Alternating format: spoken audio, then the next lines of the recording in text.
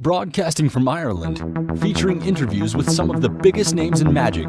Welcome to the Deceive Reality Podcast with your hosts, David Peace and Steve Spade. And we're back. Hi, everyone. Welcome back to the Deceive Reality Podcast. My name is David Peace, and I'm joined, as always, with Steve Spade. Steve, tell everyone how you're doing. I'm tired, man, but I'm good. Aren't we all? And we've got a very special guest this week, Kim Andersen. Kim, how are you doing? Thanks, David. I'm good, man. I'm good. Been looking forward to this. So I'm here in the middle. It's great to have you on the show. We should have swapped it around, so I was in the middle, so it was like a growing of a beard across the screen would have worked nicely. That would have worked better, yeah. Yeah, we'll do that next time. Yeah, we messed it up, absolutely. So we always like to start with these things about like somebody's history of how they got into this weird and magical underground world that we all live in. How did like your love of magic and your style kind of evolve? Yeah, but well, I think it's pretty much like everyone else, right? I got that infamous magic set as a kid that no grown-ups took the time to sit down and actually teach me. So things just disappeared and broke, and I forgot everything about it. And then, I don't know, at some point, my dad, he visited a magic shop in Denmark, where I'm from, and he brought home some things that he would use for work, like for icebreakers, when he had to teach people different things, stuff like that. And he would sort of leave that in my room, and I think that started it. So I started like getting real props. I had like hippie hop rabbits and Chinese rings and stuff like that. And that was a bit more than these foam squares and the cheap plastic wand from all those magic sets, right? So it just sort of got me down that path. I started getting books at the local library about magic. At one point, my dad, he actually asked me to come perform magic with no prior performing experience for real people at an event at his job. And it turns out he'd also hired a real full-time professional magician at that event. So I looked at that guy and I just dropped everything I had in my hands and I followed a walk-around magician for, 2-3 hours or something. And that just cemented my future at that point. So, yeah. That's great training to get in. That close-up magician must be like, who is this kid and why won't he leave me alone? Yeah, exactly. Just go away, man. No, he helped me out a lot. His name was Mikkel, and he helped me out so much during the next many years of my performing path. He was the dem guy for the local magic shop. So I ran into him like every single time I wanted to try new magic, and it's been fun. It's been fun. Say, just come in and give us all your pocket money. Thank you. Exactly, like they always do. For a string and a magnet. That's it. That's great. What is the magic scene like in Denmark? I used to go to Denmark quite a lot. I performed magic socially just for people and things like that. But what's the actual magic scene like in Denmark? Well, it's exciting, I think, especially the last couple of years, or maybe 10 years, I don't know, but the last couple of years, I see more and more people who have like created their own personalities in magic, be that mentalism or close-up magic or stage magic, or more like comedy stage magic. So I think we have some really, really exciting people. I mean, one you guys know for sure is Rune Klein, of course. He's a big name out there as well. He's huge in Denmark. He's like the biggest magician in Denmark. And we have all these different people. It's fun. I think there's a lot has happened to the magic community in Denmark during the last couple of years. It's exciting.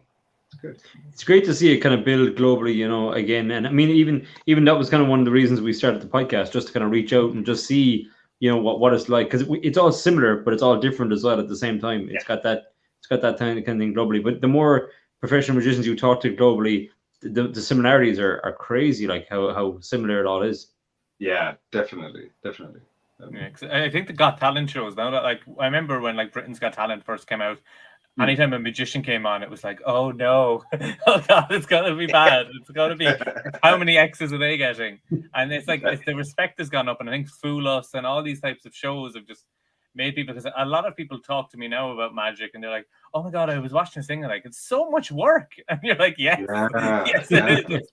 It's really and I talked. Oh, sorry, David. No, but it's just I talk to magicians like going on these different shows, and they're actually treated with respect, and it's funny because I participated in stuff like that many years ago, and it was a completely different story. So yeah, it's great to see magic being represented like that, and some really great people out there doing it as well.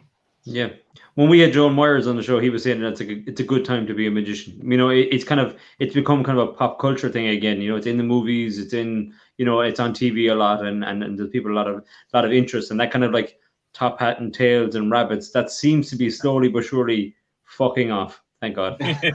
So yeah, and we're trying to rein it back in because if you look at the old the vaudeville posters of all those magicians, it was always like a devil on your shoulder whispering you the knowledge and all all this kind of stuff. And I don't think it was ever meant to be a soft thing. It was never meant to be family entertainment in a sense. You know what I mean? I always thought it was meant to be. Man. Yeah, definitely. Yeah, it really was back then. They were genuinely terrified, and it was like even methods for hypnosis where they would just spray ether in your face and then leave you out cold, and that's it. There's no performance. You're not dancing around or forgetting your name, or you can't say the number 7 or fuck all. You're just on the ground. Done.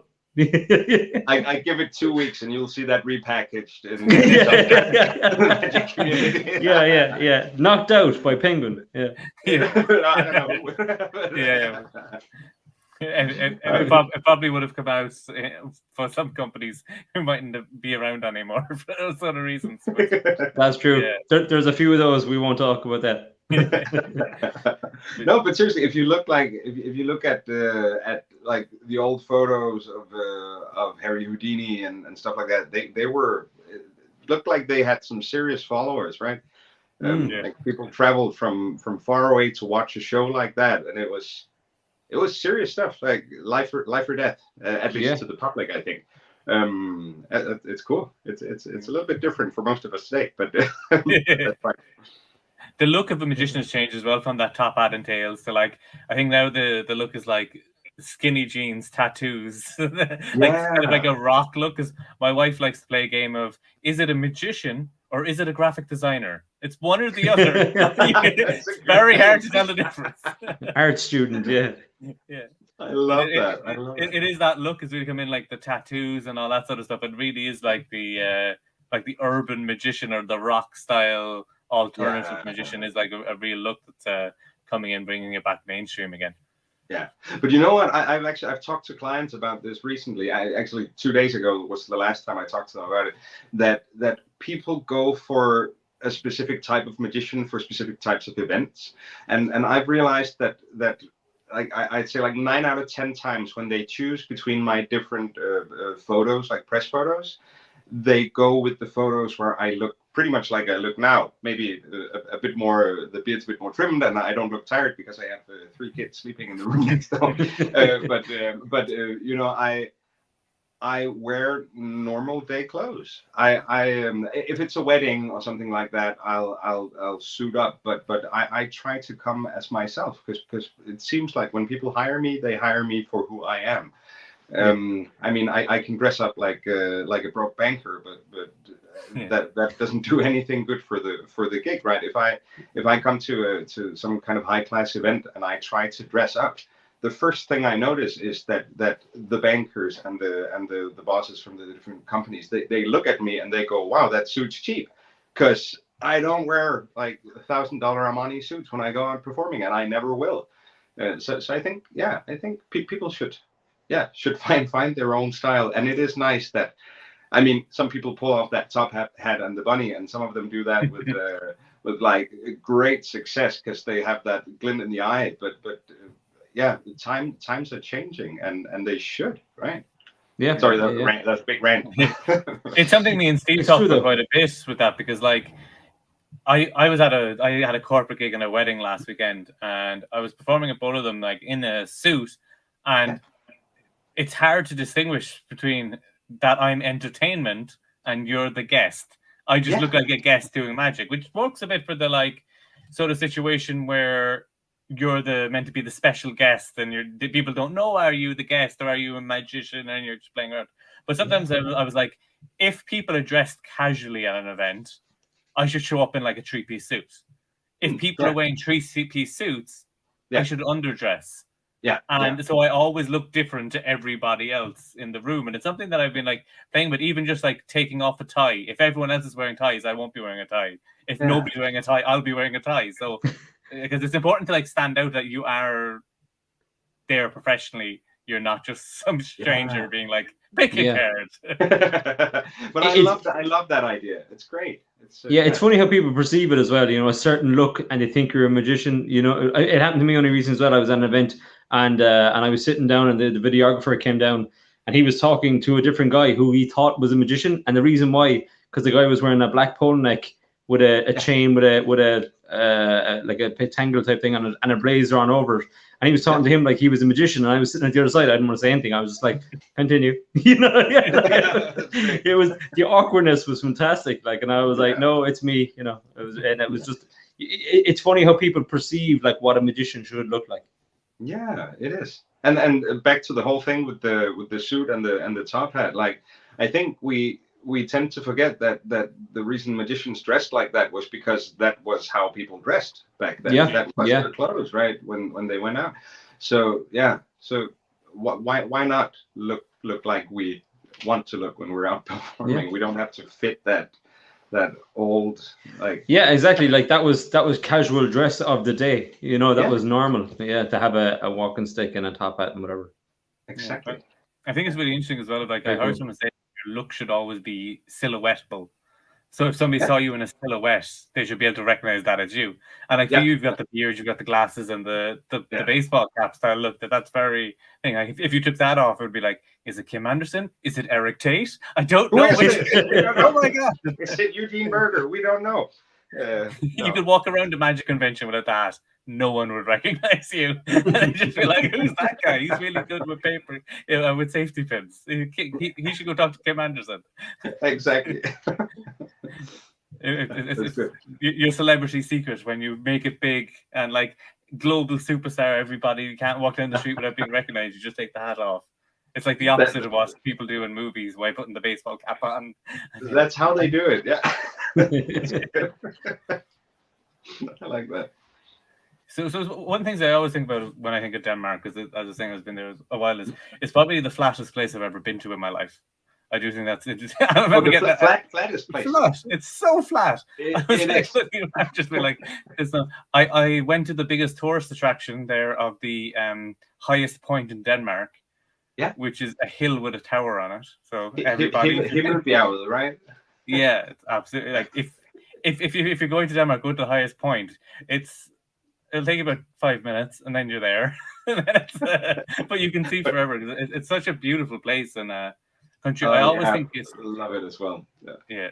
I always found the Danish and the Irish always got on really well anytime I was mixing with them and stuff, because with similar senses of humor and that sort of stuff. Did you find that when you were like, because you did the shred of Shrapnel in Dublin? Yeah, which was mad to hear accents, like Irish accents on a magic trailer. Yeah. Definitely. I love the accent, by the way. If I look like a bit lost sometimes, it's because I can't follow, but I'm trying and I'm doing my best. We went filming with it was actually supposed to be Lloyd Barnes and Bo Kremer and me, and then Mitch. Do you know him? The camera guy. Yeah, I've heard of him and stuff. I've chatted to him online a little bit. Yeah, he's a great magician, and he's a wonderful, amazing camera guy. But it turns out because of COVID, then Lloyd couldn't enter because of some new rules. But you had to have like different pieces of paper and blah blah blah. And the same with Bo. So it ended up being just me and Mitch, and I'd never been there before, and I didn't know anything about it. So he just took me around and showed me the sites, and we started filming. And people were so nice. It was it's a bit tough filming on the streets in Denmark. You can do it, but it's hard getting reactions out of people. I've realized that going to, let's say, London or to Dublin for this case, you get more reactions. People are more relaxed in front of a camera. I don't know what's going on, but but it was just nice. Yeah, probably. All the Guinness. But yeah, that helped definitely. But it was just such fun to film in the streets and in the bars. It was great. You get that real genuine reaction. You can see it in the trailer. You get that real, not forced. I mean, there's so many like fake trailers and stuff these days and all that kind of stuff. But you can tell that that's a real reaction, and it's probably why people gravitated towards the effect and were like, "Oh, I know that actually looks great." I'm glad you guys feel that, because it was. We had some really nice encounters, and it's just yeah. I mean, we had you see a glimpse of that in the trailer, but we have, I think it's in the live thing as well. But we have one section where I'm performing for a man and a woman, or girl. Yeah, I don't know how old they were, but a man and a woman, and they are on the phone FaceTiming with a friend that's sick with COVID. So they drag her in, and I start performing for her as well. And I do stuff that's not shrapnel related, but I do some mind reading and stuff on her as well. It was just such a fun, like, people were just up for anything. We could just have fun, and me performing for a phone screen in the middle of Dublin. It was great. I loved it. Yeah, very cool. Because I really like the reaction of some people who were like, you'd always have the like loud person in a group. People like, oh yeah, let's go for it. And there's a few people who are just sitting back, being like, what's this? And then after like the first moment, they're like, wait, what? And it's forward, they're into it, and it's such a great way of like breaking it down and getting people to like engage with it. And I thought actually I remember reviewing Shrapnel on the channel. Was one of the first things we reviewed. I talked about how much like fun the instructions was, because like with you and Mitch, like in an apartment, and I like the way it was like edited, that they left in the long takes of like you just taking the piss, having fun, and it's like sometimes like a magic instruction just can be boring, and it's like, yes, okay, I get it, but it was great to see that you were having fun doing it. Made like watching a lot better. So, well, was that experience just like tiring but a good time, I guess? I think it goes all the way back to me doing a Silver Edge and BDSM with Illusionist, where I filmed with Dwayne, and it was just having fun, because it's so many hours you spend. Like in Dublin, we spent 3 days just filming this. When I did Silver Edge 2 and BDSM, we filmed those projects like intertwined during the course of, I don't know, 6 days or something in London, and you just get tired at some point. And this sounds like really spoiled, but you get really tired standing in front of a camera. Like one day I spent, that was on Silver Edge 2, but I spent 12 hours in front of the camera in an apartment, and then we went out and shot live reactions. Because when I show up to do a thing like this, I've prepared a shot list of every single thing I want, and I show it to whoever's on camera, and they go, "Oh my fucking god!" Because there's so much I want to do, and they always think, "Oh, this is a quick project. We can just like film it in a day and then it's done." But when you're standing in front of a camera for that long, you get really, really tired. So I just need to be me. Just the same thing with the dress code for showing up at events. If I'm allowed to be me, I have fun. And if I have fun, there's a bigger chance that you guys have fun watching it or being part of it, right? Or at least I hope. I know some people have complained that we're having a little too much fun on the video, and of course I'll think about that, but we'll probably do the same thing next More time. Fun. Just go. And I had a fun time with Mitch. He's just I'd never met him before, but we became good friends during those days. It was amazing. Cool. Yeah. I bet at the end of that you're like, I never want to do Shrapnel again for at least 2 weeks. I'm like, I need a break. I've explained it for 3 days. I've performed it for 3 days. I'm just going to do card magic for a little bit. Thanks so much. I don't even remember what I said, but I probably meant it at the time. It's a cool effect, though. I mean, and it's cool. I've seen some clips that you know, absolutely. And even when it's got that nice. There you go. It's got that nice kind of haberdashery feel. Like it's like something you could take out of the drawer and just play around with. It's got that nice kind of organic kind of feel, which is great in Magic. And it's not a card trick, and it's not a coin trick. It's something unique. It's and it still has that classic vibe. I mean, it's the plot. It's a linking effect, and we've seen tons of those. But I don't know. To me this feels organic, and with the whole story behind it, and the whole thing of it being like. I never thought about that when I started to work with Murphy's on it, but the thing that people call it an everyday carry, of course it's an everyday carry, and it is that for me as well. But I never thought about it like that. It's just self-contained and goes in your pocket, and you can use it for, like I teach in the video, you can use it for like holdouts for other kinds of magic routines and stuff like that. So it serves several purposes for me when I'm out performing. Yeah, and it's small. So I think it's like a fun toy as well, because that's the thing sometimes like, because I find like I do a lot of mentalism, and mentalism is no fun on your own. It doesn't work. No. So it's like you need somebody else. But with this, like you can just sit there, like sitting on the bus or on a train, you can just be like, link, unlink, link, unlink. And I tried it. The Hawkeye move. Ooh, that didn't work. Try again. I'll go for it. Oh, got it now. And it's just, it's like, it's a fun thing to play with. And like, I'm a fidgeter anyway, so I always have it next to me at my desk, and I'm just like, oh, there we go, got it. Getting through it. And then it's actually saying it's so handy to have. But I think it's a fun trick to do yourself, even if you're like a hobbyist or someone who doesn't perform. It's just fun to do, because it's like you can fool yourself almost. It's like, oh, and it's done.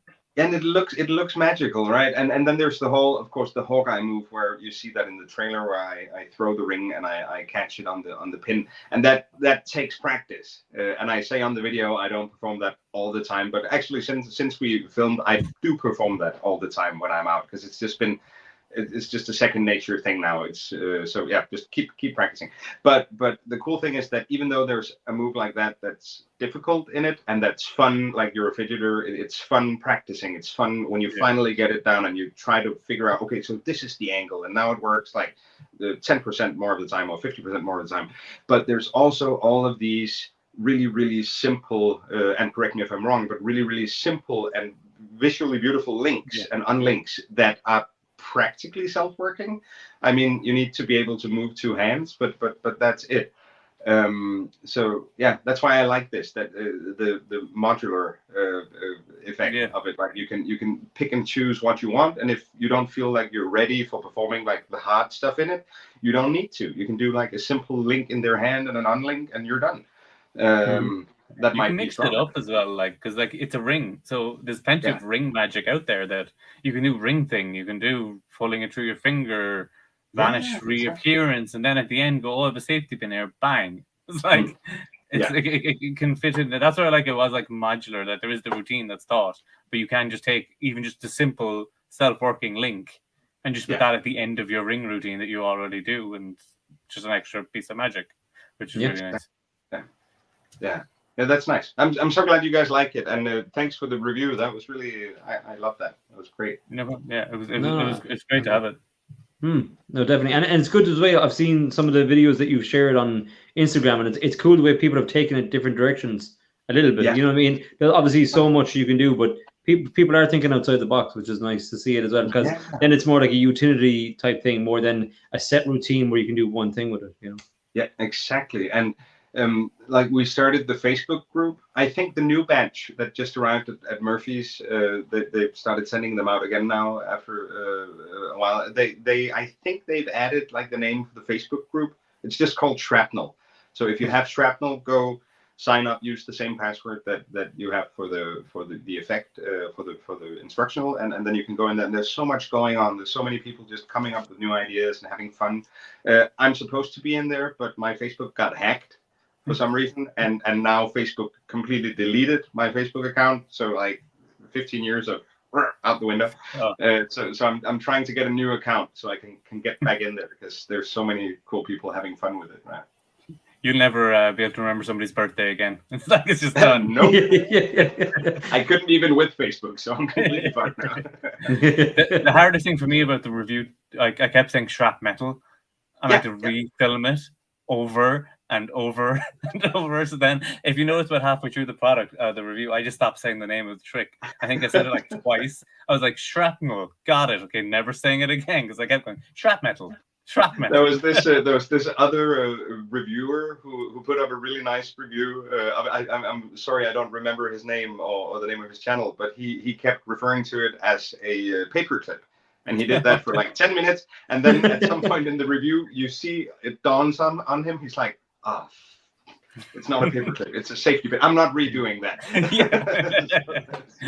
I was in editing phase when I heard myself saying Shrapnel, and I did reshoot it because I was just like, I can't. No, it's fun. It's fun. Yeah. But it's a lousy name as well. It's really... People can't pronounce it. So it's It gets The the job packaging done. though, the packaging and everything is very cool though. It stands out. It's unique in that Thanks. sense as well. I'm Thank sure a you lot so of thought much. went into that. Yeah, thanks. I have, Murphy's have done a really great job on this. I love the whole thing, and it's been fun, like being part of the process from the beginning. But I asked them if I could design the packaging myself. So I did the drawing and stuff like that. So it's it was Cool. really. I'm glad you like it. That's cool. And Lloyd, he designed the tin. That says, for you guys listening to the podcast, this is really bad audio, but it has my last name on it, so it's like a family company thing. It's really nice. Yeah. When you're performing now, people are like, are you Andersen from the Mint Andersons, is it? I am from the Mint.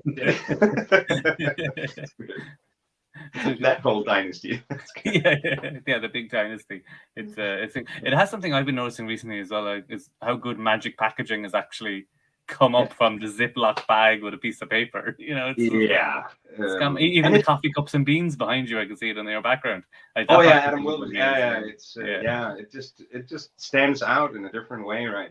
It's like, actually, this is just a second. I'll go to bad podcasting again, but actually thinking about the design of the package, my wife and I was talking, and she pulled this out. It's for you, those of you guys listening. It's the casing for an Apple Pencil. So that was like the original idea of how this slides open, how Apple they package their and you can't feel this, but it's just like it's so smooth. It's like it's cardboard, but it's just like when it opens. Yeah. And just that whole sleek design of it, I just like that. And she was like, you always buy stuff like that. Why not use that idea for it? Because that's what you like to buy. And I know it's that drawer like opening of the box. It's not original. There's a million magic products out there, but it's just like I just like that. It was it half fits expecting it to like be a vanish box. So like you open it, there's your shrapnel. You close it, you reopen it, it's gone. So many complaint emails to Murphy. Yeah. The box is empty. Oh, you've got to flick the switch on the side and then open it, and then it's full. And you only find that out at the end of the instructions. So you have to watch that's hidden inside the box. Yeah, you have to watch all the instructions first, and then we tell you how to open the hidden drawer inside in the magic packaging. Exactly. When did you kind of realize it was ready to kind of release or whatever? Had you been forming it for a long time in your own set? Yeah, I didn't actually. The thing is, I've been doing this for like 15, 16 years. I've lost count. It turns out my old mentor, he gave me a gimmicked pin. Like I'm not sure if we can mention the name of the gimmick that this is in it, but it's on this podcast. But he gave me a fairly known gimmick that's been used for linking safety pin routines for many years. Mm-hmm. And I started playing around with it, and then I like as a young magician, I was like I tried hooking it onto my finger ring that I was wearing on my hand. And I thought, this looks fun, but it was very impractical. So I took off the ring, and then I started working on these different moves. And basically, many of the links and unlinks that's in Shrapnel, if not completely like they were at that time, they are variations of those links and unlinks. So many years in the making, and it's just been one of these things that I've been carrying in my pocket or in my bag and just using on my own, keeping to myself because I didn't know what to do with it actually. And then I tweaked the gimmick to pin a little bit so it works better for like the Hawkeye move and the linking on the hand where I put the ring in the spectator's hand. Mm-hmm. So it's been tweaked a little bit. Nothing rocket sciencey, but still it makes it work for these moves. And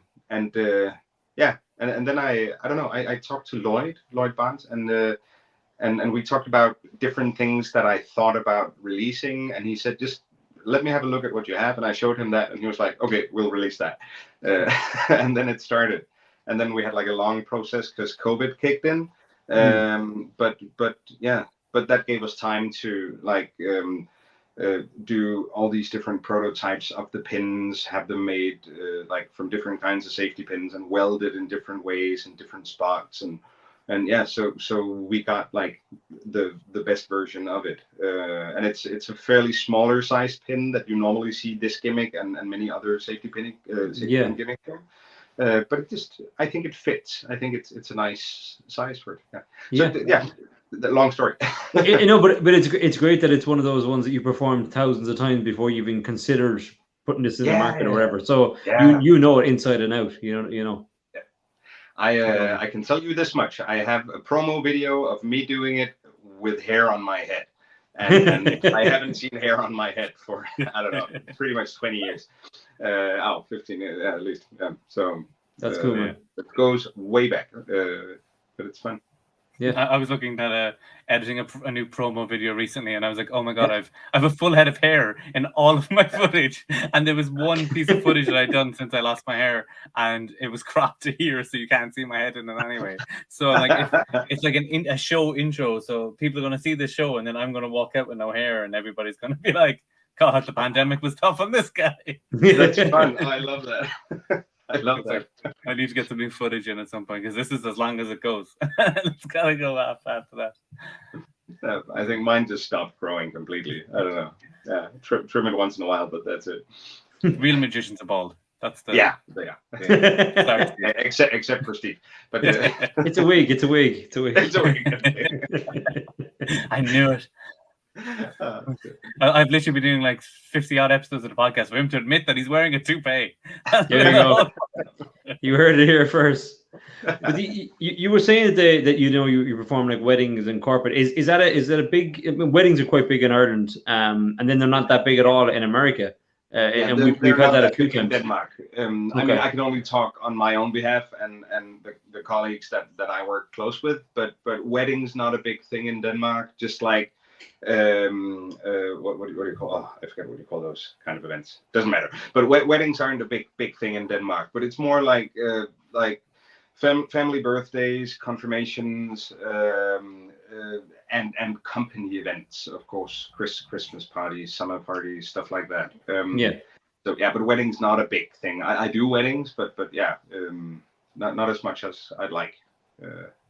I don't know. I just think I think people haven't seen like what magic could do at an event like that. If they saw more of that, I think you would get hired more for wedding. Yeah, it's non-existent in America. Like I think it's the wedding structure in America. Yeah. I've been to American weddings. Yeah. So like over here, magic is at the drinks reception. So for like the wedding flow is there's like the ceremony, and that's the first time the bride and groom meet on the day of the ceremony. Then drinks reception where the bride and groom go get photographs taken. Yeah. Exactly. They show up like 2 hours later, and then the meal. So those 2 hours are when the entertainment is.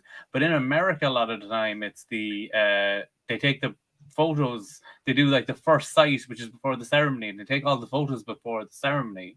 And then after the ceremony, it's like a drinks reception / meal. It all just happens, and everybody's there, and that's all taken care of. So there isn't that like drinks reception. I'll entertain your guests. So they don't realize you've been gone for 2 hours getting your photos. Exactly. That makes so much sense. Yeah. And that's most of the weddings I do over here is the reception as well. Like once in a while they ask me to do like a stand-up set somewhere during the party, but it's mostly reception stuff as well for me, which makes sense. It's I think you should have magicians at most events like that, because so many people, they haven't met each other, or if they do, they met each other 15 years ago and can't remember each other's names, so it's embarrassing. And just have some fool run around shuffling cards and ask them silly questions. Make them relax. It boils down to that, really, doesn't it? To be fair, asking people's names. It so does. Other people know. You're like, oh, what's your name? And somebody else is like, oh, thank you. I've been wanting to ask that all night. Exactly. I've been thinking about that since the last wedding. Yeah, absolutely. Yeah, because it is an interesting thing, because I think it is one of those things that grow, because once people see it at a wedding, they go, oh, that was nice. We should make sure we do that at our wedding. And then it's like that sort of thing where it goes. But yeah, here, there is like the after dinner show as well is pretty popular, but people tend to go for the hypnotism, like comedy hypnotism show is quite popular after meals and stuff like that as well. So it's an interesting market, because it's kind of an all year market, really. There are wedding seasons, but weddings happen every week. like Mm. all Oh, over the they do. country. Oh, yeah, because the weather's the same all year round, or It's just raining. Just really. Just wanna say, You've Yeah. been to Dublin, Kim. You know what it's like. Yeah, there is a thing pretty, of like pretty much the same here most of the year. yeah. Yeah. Like spring, late spring, early summer, you get like a lot more weddings, but that's also when weddings are more expensive. So you get the winter weddings, you get the autumn weddings that just people do it for whenever the Halloween wedding. I've had a few of them as well, which is Ooh. That's interesting. fun. Yeah, it's Never mad. heard about what happens at a Halloween wedding. Is Kind that of for like metal hats or? No, it's just I've had a few people that like everything's normal, and then like after the meal, everybody gets dressed up and stuff like that. So for the party, Right. everybody's in fancy dress, which is kind of cool. Like it's Mm. I think it was I've had a couple of people and like they would tell me their story and they met on like a Halloween night out when they were like in college or something. And Oh yeah. so the Halloween is like their anniversary type thing. So they want to get married on Halloween. Yeah. The reason I I'm just- asking is because Halloween is like my favorite time of year. It's like I have 3 boys, so it's like with my kids. That's when we, like everyone else, we dress up and put stuff around the house to try to scare our neighbors and stuff. Yeah, it's just I love it. Me and my dad- had a Halloween wedding before. It's wow. Me and my dad used to do that as well, and we went a bit too far at times. One time my dad opened the door on Halloween wearing a skull mask and a Santa costume, and a kid cried. So that that's Success. Yeah. We also had job done. I dressed. We used to dress up as a statue with like a Dementor faceless mask thing, and stand and then move. And then another time I lay in the garden as like a headless thing and had a full mask stuffed head next to me, and kids would kick me and stand on me and all this other stuff. I wouldn't move. They'd go to the door to get whatever they wanted, turned around, and I was standing there holding the head. And the next day, our drive was just covered in like chocolate bars, sweets. All the bags just went in the air. Threw it up. But Dave, that was weird because it was August. And Yeah. That's why they kicked you. You were like, "What's wrong with that guy on the grass?" Yeah, but yeah, we I have had a couple of neighbors living like the street next to me, or to us, and they go all in. Like they hang a person, not a real person, but like a doll in a lamppost, and all these things like big speakers out, fog machines, and then I don't know how they came about doing that because they're not magicians, but they created a Pepper's Ghost illusion next to the house. So it's you just see like ghosts running around and doing stuff down there, and my kids love it. And me too, mostly me. I want to go there every year. we did hang someone outside as well, like off a flower pot thing with a stuffed boiler suit and a mask all tied up and hanging. Was that a wedding again, or was it real Halloween? No, that was also August. One of our neighbors almost crashed because she thought someone was hanging, and so my dad took it inside and was laying it on the couch, and we were showing it to people, and then my grandparents had called over, so my dad climbed into the boiler suit and put the mask on and lay down on the couch, and then they showed my grandma. She's like, "I've seen it," and she looked, and he went, "Woo." And she, the loving grandmother, threw the grandkids out of her way as she legged it at the front door. It was like, I think that level of kind of mischief and kind of messing around Halloween, I think, really appeals to magicians. I don't know any magicians who don't like Halloween or don't like the idea of that trick or treat kind of concept or anything. Definitely. It's just it's good. It's if you want to see a kid get sad when they ask trick or treat, you go, "Cool trick, pick a card." And they're like, I just wanted the chocolate, please. Just give me sweets. That's great. Yeah, it's absolutely mad. One of the things that I always find when people come to Ireland is all about like, oh, get the Guinness and like go to the pubs and all that sort of stuff. My experience of Denmark is they try to give you gammeldansk. And I'm not sure if they do that still, but maybe I'm just getting too old for it. That used to be like a tradition, like trying to teach you to say "rød med fløde." Golden flow, which is strawberries and cream. I know that one. Yeah, exactly. It's just and it's a horrible thing giving people gammeldansk. It's like it's some kind of bitter that it doesn't taste good. You get really hungover and it doesn't taste good. It's just horrible. Burns. Like I know someone who lost their voice for an hour I was in college, and my college friends called it at my parents' house, and we were just about to start drinking, so nobody had anything yet, and they all took a shot of Gameldansk and immediately all threw up. Ooh, yeah, but it's disgusting. I can like you talking about it. I can taste it, and I haven't had it for like I don't know how many years. It sounds like Buckfast. I don't know about that, but it's like a tonic wine. It's just horrible shit. It makes you drunk, but it's horrible. Gameldansk is kind of like Sambuca, but with the devil put inside it. Okay. There you go. You're really selling it to me, man. Thanks. Oh, it's beautiful. I'll get you a bottle. Come to Denmark. The next time I'm in Aarhus, I'll get you a bottle of it. Yeah, sounds good. So I live next to Aarhus, so let me know. Let me know next time you stop by. It's one of those things because I think we used to. Our one is always Poke Mahone, which is just kiss my ass in Irish, which is great. And I remember we had some Danish people. Because my parents are gymnastics coaches. And they are friends with gymnastics coaches in Denmark. So they have a club exchange that they used to do quite often. Yeah. And one of the coaches was flying super kids, or they would just do. It was like beginner to like advanced, so pretty good at acrobatics. So they were. I don't know. I think the club might have moved since there was some stuff. It was a good few years ago. Last time I was over, but they were. One of the guys had asked me, he's like, in Denmark, you always say "tak for mal" at the end of the meal, which is like, thanks for the meal. He's like, is there an Irish tradition? I was like, yes, it's Pogue Mahone. And he was like, thank you. So then at the end of the meal, he stood up and was like, I'd like to say something really nice to the hosts. And then he said it, and everybody laughed, and he just like punched me so hard into like the side of the arm. And I was like, like it was literally handed to me on a platter. Like, what was I meant to do? Not tell him. Of course you should do that. Yeah, it was worth it. It was worth it, Dave. Yeah, it got there.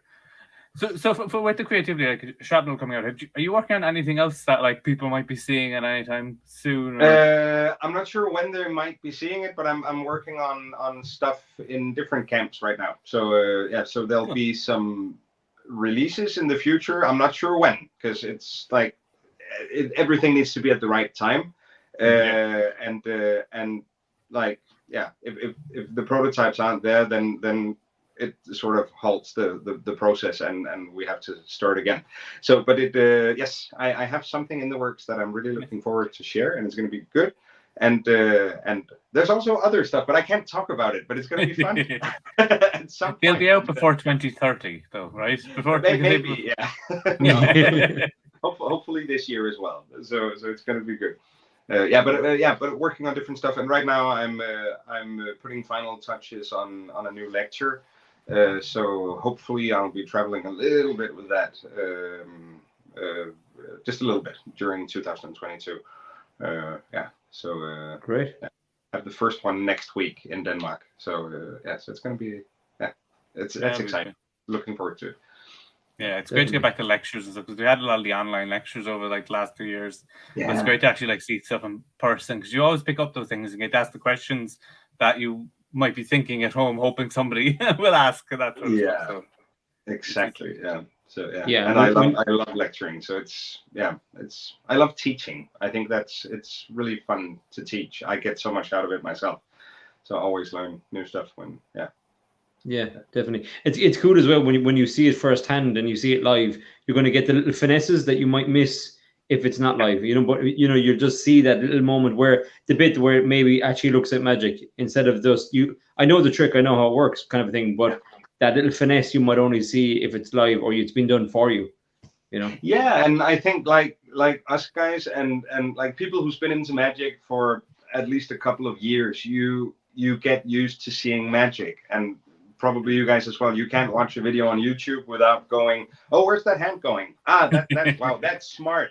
Instead of just relaxing and enjoying it. And I think you, at least to me, I only get that in live situations. I get that those feelings that's more like, wow, that's smart, that's good thinking. I get that watching videos, but being impressed. Sorry, not my native tongue, but being impressed. I get that feeling when I'm standing right in front of Tobias Dostal or someone like that, and he completely fries my mind at at a convention somewhere, right? And it's just never the same on video, man. It's you can't get misdirected on camera. Like the camera doesn't get misdirected, but in person your eyes can shift and you miss stuff and that sort of stuff that you can't do. Yeah, and that's a good thing. Yeah, definitely. Because we went to see Darren Brown recently, and he was doing a routine, and we were like, "Oh, it was brilliant, amazing show." Yeah. But at one stage on the show, we were like, he was doing a routine that like people recognize. We won't give away what the routine is because it's not saying anything. But we see like he never got the peak. Like, he hasn't gotten the peak, but he's about to do the reveal. This isn't possible. He's a real mind reader. When did he get the peak? When did he get? And you were like, he didn't get the peak, and he was like, he must have got the fucking peak. Oh, that's so funny! Wow, yeah, he's such a magician. You think I do the same thing? Oh, absolutely. Just ruining the show, just watching for the peak.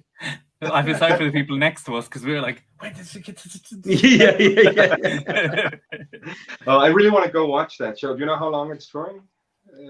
I think he's only like he was in Ireland on about a few weeks back. But I think there was a lot of the UK then. I think after that, so he was in Belfast and then he went to the UK. So I'm not too sure where it's going after that. But this is the one that he did just before the pandemic. He kind of shopped a bit of it in Broadway, wasn't it? I think, and then I think that was like the show. That was the secret one, and this is like the follow up to that one. Like the follow up to this one. Yeah, this is Showman. Nice. Yeah.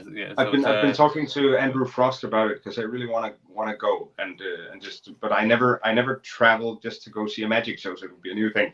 But I just really want to see him live. I've never seen Darren live. It's an experience. Like I've seen a few of the shows. I've seen like I saw Enigma live. I saw the Showman live. I saw Secret live because he always comes to Dublin or Cork and stuff. So it's easy. It's only like a 2-hour journey. So it's really good to see us because even after that show, something that we talk about when we're putting our shows together is like we're doing too much stuff because you're like counting like his like first half is like 45 minutes and it's like. He did 4 tricks. I'm looking at my first half and like, that's 8 tricks. What am I doing? I'm just like rushing through things. You need to just like take your time. Do you ever find that where when you watch other people perform, you're like, I need to like stop trying so hard. Like, I know. I've actually spent so many years on trying to streamline more with my like stand-up magic act, comedy magic act, whatever you want to call it. But I did the same thing. I had like 8-10 things in like a 30-minute set. But now I have a 40-minute set. Can be 30 depending on the company, and I only have 3 effects in it, and then an intro thing with some jokes and stuff. But it's just getting down to that and making it more about again the personality, right? I mean, they can hire so many magicians doing so many tricks. Many of us do a lot of the same stuff visually, at least. But if I can take 3 tricks and stretch them out over 40 minutes, then I need to put my own personality in there to make them interesting, right? I remember it was kind of a life lesson of sorts, but I remember an older magician, he's retired now, but he told me one time, he was like, a paying audience doesn't want to see your like magic collection, so you don't have to bring, you know what I mean? I think when you aren't a seasoned performer and you're not used to being on stage, that is the fear. I won't have enough material, or I'll have this. I saw a performer recently, and it looked like he'd done like 20 tricks, and it was just bang, bang, bang, bang. There was no start, middle, or end to any of them. You know, it was almost like a deal or dem, because it was just like, you know, there was no reason for the amount of tricks, and it's a pity because you know, but it takes years to realize I need to do less, but I need to have more pattern or more structure or more reason why would the audience even care about this, you know? That's really, really important. But I think most magicians have gone through that phase or is in that phase, and that's completely fine, because if no one's taught you, then how should we learn it? If we haven't like thought that thought, then how should we learn it, right? So and I think it depends on your style. I mean, some people can definitely pull off having more material in it, but if it's exciting, especially if it's not like visual gags or something, you know, or like visual moments where it's just like Amazing Jonathan, you know, that kind of, you know, that it was all that heavy visual gags. There'd be tricks and routining in it, but it'd be gag. You It know, can be it's like almost a like comedy. prop That's a comedy. completely different style again. Yeah, Right? That wasn't well. Yeah, be careful what I'm saying because I love that guy. I never got to experience him live, but I love that guy. No, neither. But he had so much like apparently throwaway material Yes. that made up his show, and that was his character, right? Yeah. Because he was supposed to look like someone who snorted like a kilo of coke or something. And it worked for him, but if like a 13-year goes out and performs like that at a kid's party, that's not gonna fly, right? Cocaine Kid. That's Yeah, character. Exactly. It's like in comedy though. There's Jimmy Carr who's like the one-liner, and then there's Billy Connolly who does big long monologues, and it's like who he was probably the has second three one? jokes. Billy Connolly. Yeah. So like he tells stories, and then it's like it's one-liner. So it's such a different thing. But you do find. I remember one of the first times I was like, I'm going to cut down my show. I'm doing a 30-minute show. I'm going to bring these effects. That's 30 minutes. I know it. And then you get there and it's like you're 12 minutes in and you're going into your last effects. Yeah. It's like, oh God, what have I done?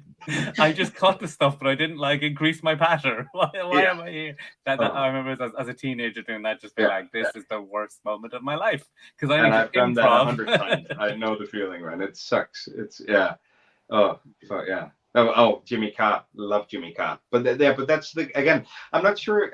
I'm not sure if there's a one-liner equivalent in magic. Maybe there is. Maybe, yeah. It could be. I don't know. But again, Amazing Jonathan might be the best guess. Yeah, he's probably the closest to us. It's as close as you probably get to just visual quick things. Yeah. Exactly. Yeah. But I love you should try to do it. Just be like. Safety pin, ring, linked, gone. Next. Do that actually to great success. Like I think actually Rooney Klein, he did it maybe on a TV show or maybe in his own show. Maybe it wasn't him. I'm not sure, but I think it was him that had like a section of like I'll do the largest amount of magic tricks within a set time. Yeah. Some like fake Guinness world record thing. I mean, I think many people's done stuff like that. Maybe it wasn't Rooney. But but in a setting like that, definitely. But like a 45-minute corporate act, I'm not sure about that.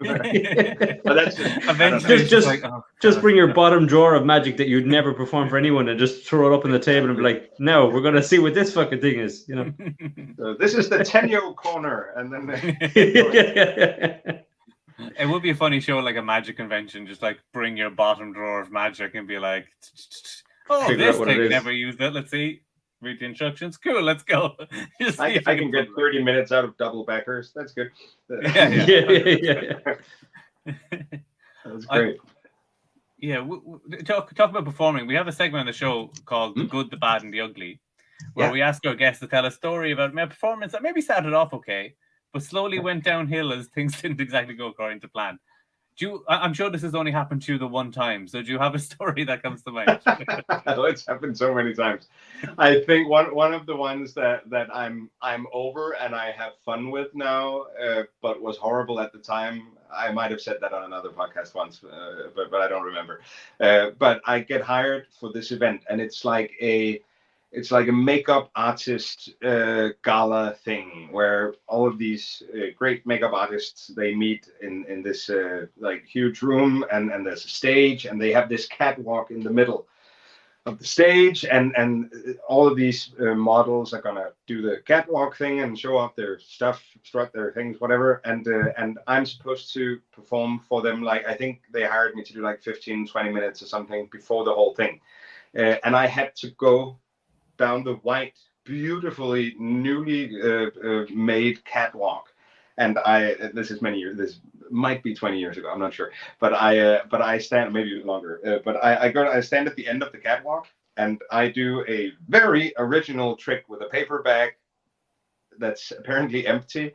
And it's not original. It's Andrew Main's bowling ball production.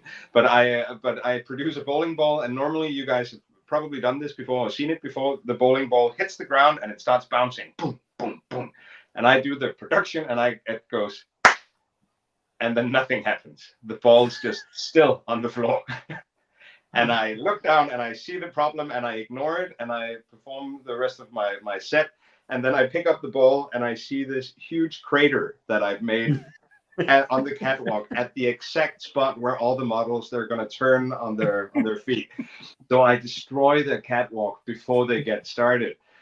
So I walk out and I talk to the guy in charge and I say, I'm really sorry. This hasn't happened before. And he just looks at me and he says, okay. And then he signed off on whatever he had to sign off, and I left, and nothing else happened. They didn't bill me. They didn't do anything, as far as I remember. Or maybe they, I don't know. But that was a horrible moment, like destroying a catwalk. And I feel so bad for all those like stressed models that had to figure out what to do with that stage. You should have been like, it was meant to be a pool ball or a snooker ball, an 8-ball. I didn't know where the bowling ball came from. I've never seen that before. There's lots of compilation videos of actually models falling on runways. Now it kind of makes sense. Maybe that was that event. Because I've been performing all those. That's unreal. You have to make like a list of tricks that like you should never do if you're on a catwalk. Produce a bowling ball, anything that like is like something onto the floor. Just leave it alone. Salt pour. Yeah. Making it the what's that one? I'm blanking. It's snow projection. Snowstorm. Oh yeah, snowstorm. Don't do that.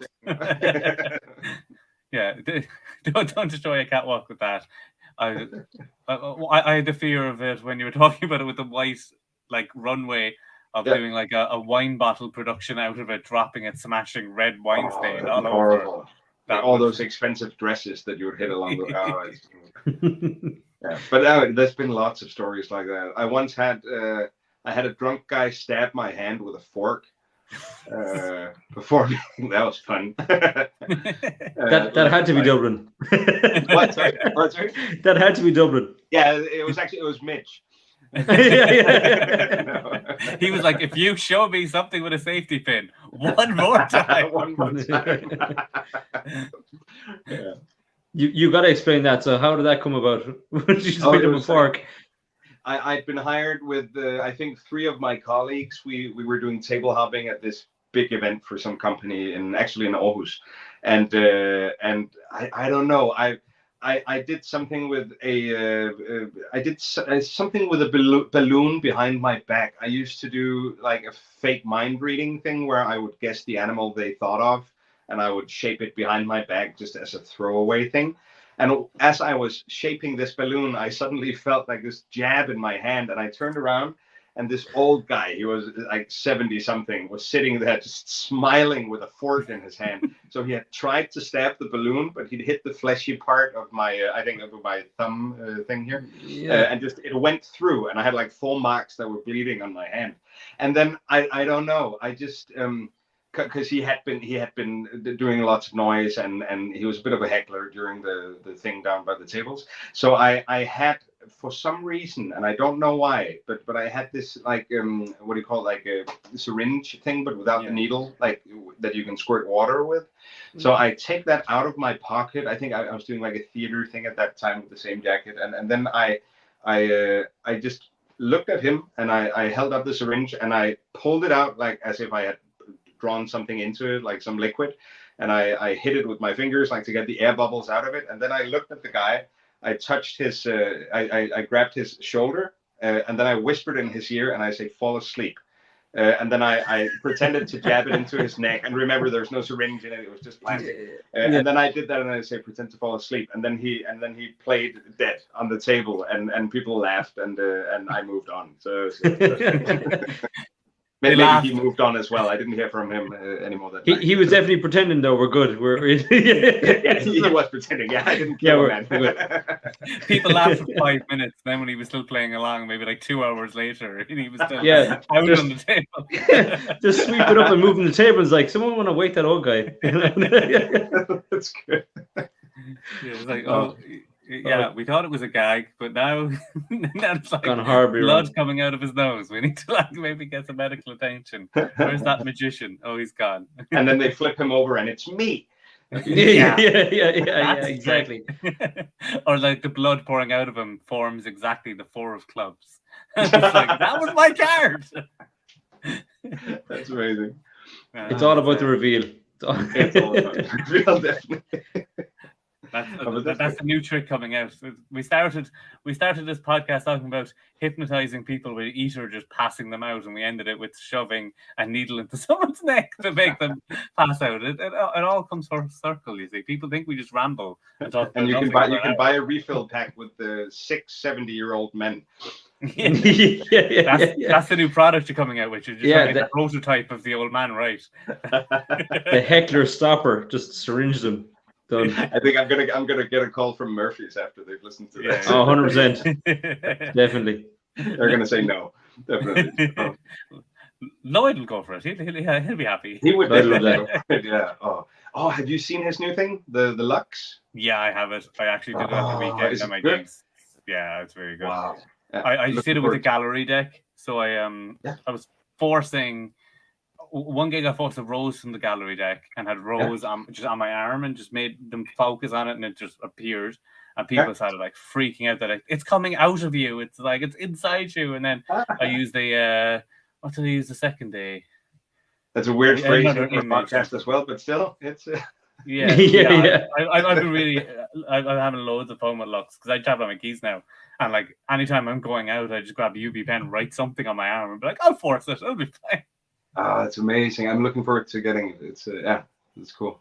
Definitely recommend it. It's one of my favorite things. Like it was like I've done it socially, but this weekend it was the first time I like gigged it, and I closed every table or every group I was doing with it. So nice. Does the UV thing just stick, or do you wipe it off sweating? It stays fine. Like I've actually like had it on the back of my hand. Washed my hands and it was still there, but like it was just quite faded. So like if you do it starting the gig, it's not coming off without scrubbing. Like you gotta like shower really to get it off. Like it'll probably like if you're doing a gig, like it was really hot in Ireland last weekend when I was gigging and wearing a 3-piece suit, I was like sweating quite a bit. So as the like 2 hours went on, it had faded a little bit, but it was still very visible. There was no problem with it. Great, cool. That's cool. Looking forward to it. It's talking about like everyday carries, and you're saying now you can put that on your keys. Do you have an everyday carry that isn't shrapnel, or what's a kind of a go-to? Yes, I do. I have and might not come as a surprise, but silver etch. And I know it's I don't know the English term for this, but it's self-masturbatory, I think, a little bit, bringing up my own stuff. But silver etch, I carry these coins with me every single day. I've had so much fun with these magnetic coins, and use them like for so many things. So that's definitely an everyday carry. Then I carry a Sharpie, but I carry a Sharpie with like a red. Actually, normally this is because it's the other one I grabbed by mistake, but it's a black Sharpie normally with a red cap. Because of the color discrepancy when you do like it literally made me go whoa. Whoa, what kind of voodoo mad shit is this? It's like I've never seen witchcraft like that before. No, but when you do like Gregory Wilson's recap routines, stuff like that, you have like it's easier to see the difference when the cap's on, when the cap's off. So that's like a thing I always carry around. What else do I carry? I don't carry that much. I perform stuff with a single coin. I do lots of that. Mm-hmm. And I mostly have a deck of cards in my car, of course, but I don't carry it around. So silver edge coins, the safety pins, the shrapnel, and a Sharpie. I think that's it pretty much. And I can go, I don't know, 30 minutes with that, just 40 minutes. I don't know, have fun. Yeah, it's very good. It's nice minimalist. I had a similar thing with like the Sharpie earlier. I picked up a red bicycle box, opened it, and took out the cards, and they were blue. I was like, "Whoa, this is." But it's like the empty milk carton. It's like, you're not suspecting that, right? Yeah. I was like, "Oh, little magic!" I set up a magic trick for myself. Color changing deck in my own hands. Yeah, that's perfect. For people who want to like reach out or like find out more about you and your products, is Instagram the best place now that you're banned on Facebook? For Definitely, I'm not. all your Well, stuff? technically, I'm banned on Facebook. I think the hackers are banned on Facebook, but they dressed up like me. So Instagram is definitely the best place. I as soon as we started, like for you guys watching the video, I can see you guys have your handles down there. I wasn't as original, so I just wrote my name. But if you want to find me on Instagram, and please do, it's at Kim Andersen. But instead of the S, I don't know why I'm pointing to my screen. You guys can't see that. Just a finger in front of the camera, just right there. ET moment. What's right? An ET moment. Yeah, exactly. Like I should have had the D light on. So There you go. No, but instead of the S in Andersen, it's the number 5. And I'm not, as many people have misspelled, I'm not Kim Andersen, I'm Kim Andersen with an E, even though I should change it because everyone else wants to spell it with an O. Kim Andersen with you stick with your name. Don't let people change it. Yeah. Two people who don't use their real names speak about it. True. Yeah, like Spade isn't Steve's surname. It's weird. Yeah. Ooh, That'd be just too perfect, really, to be honest. Yeah. Yeah, it would be. But it sounds great. Thanks, man. It works. It works. We just want to say thanks you, Kim, for coming on because we really appreciate it. We definitely have to be back and talk more about like creativity and all those sort of things because we only scratched the surface. But yeah, definitely recommend Shrapnel and Silver Edge as well. They're really great products, and especially for people who look for a simple, small, everyday carry. And Dave, you called it Shrapnel, you prick. Yeah, I love it. Okay, we're starting the podcast over. Okay, we'll go back to the beginning and we're shooting this whole thing again.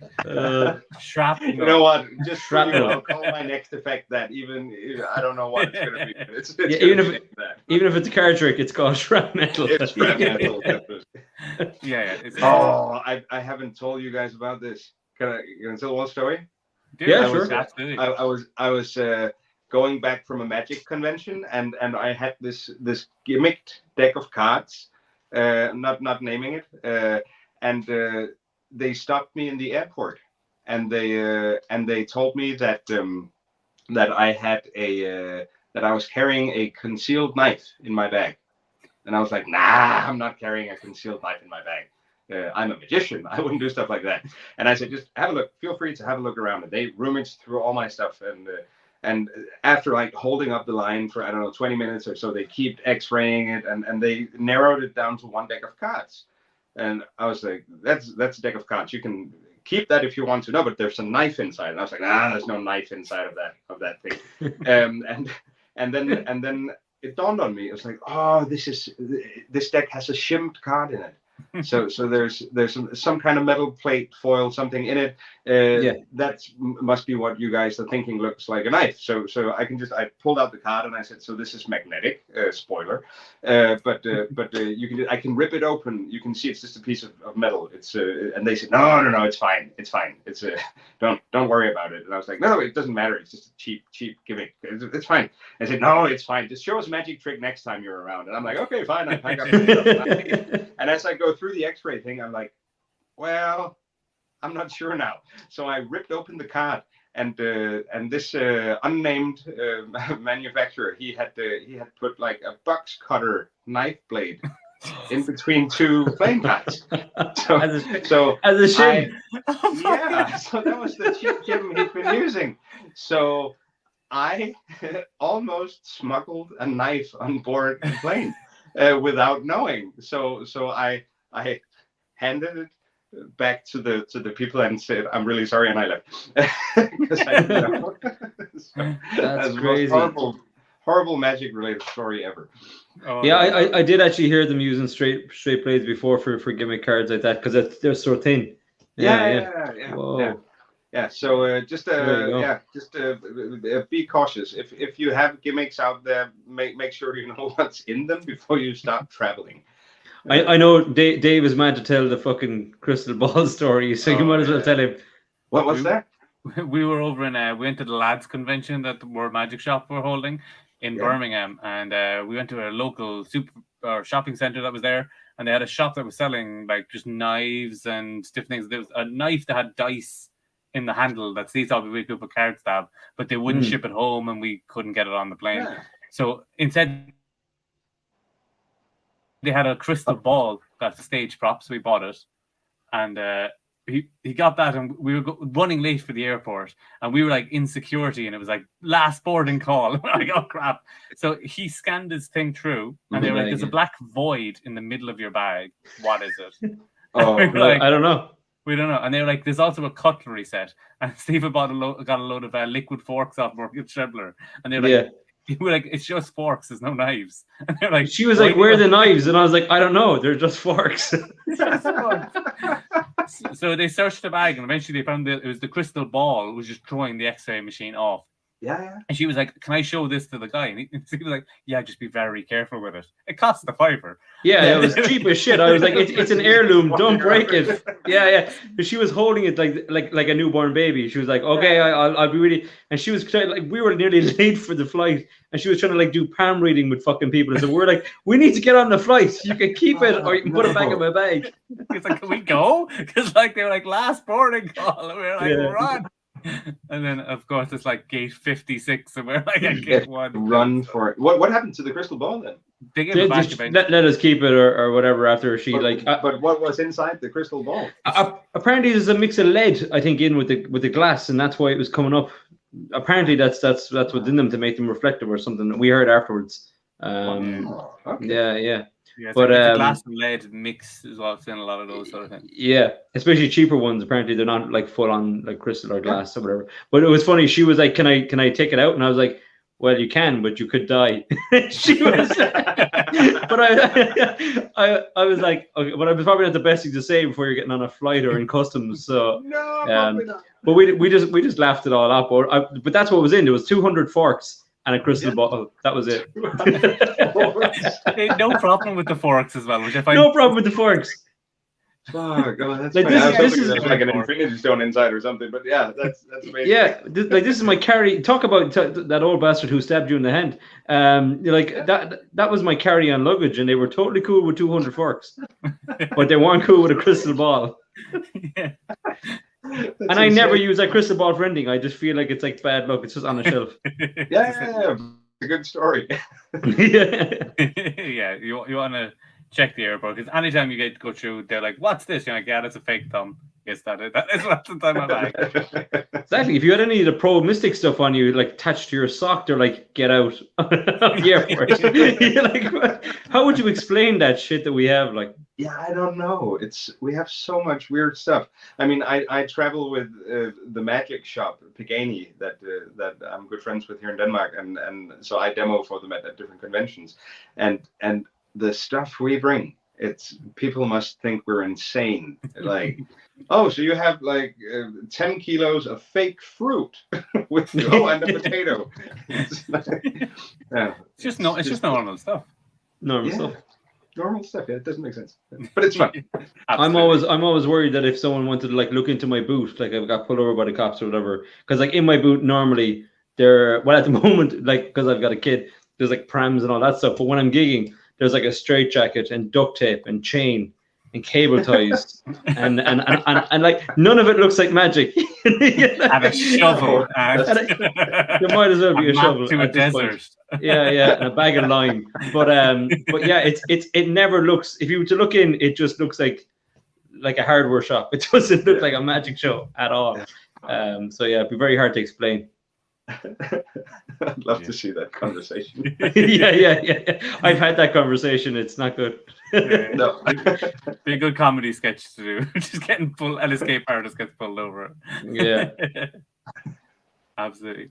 But yeah, we'll tell everybody when you're traveling, be safe as a magician, because we carry weird shit. So we'll definitely have to carry on chatting at another point as we go through it, and definitely we'll put your Instagram handle in the chat as well, or in the comments below, so people can check it out. To make sure you check out that in the description. And if you're watching the show, you like, subscribe, all that YouTube stuff that we're meant to say. I should really say at the start, because that might help. But we get through it. But definitely it does help us out. And if you listen to the audio version as well, follow us there, and we'll be back with more episodes next week, and definitely follow Kim on Instagram and keep up to date with all the stuff because some really good's coming out. So we'll talk to everyone again next time. So thanks again, Kim, and we'll see you all. Thanks for having me. No problem. Thanks. Thanks, Kim.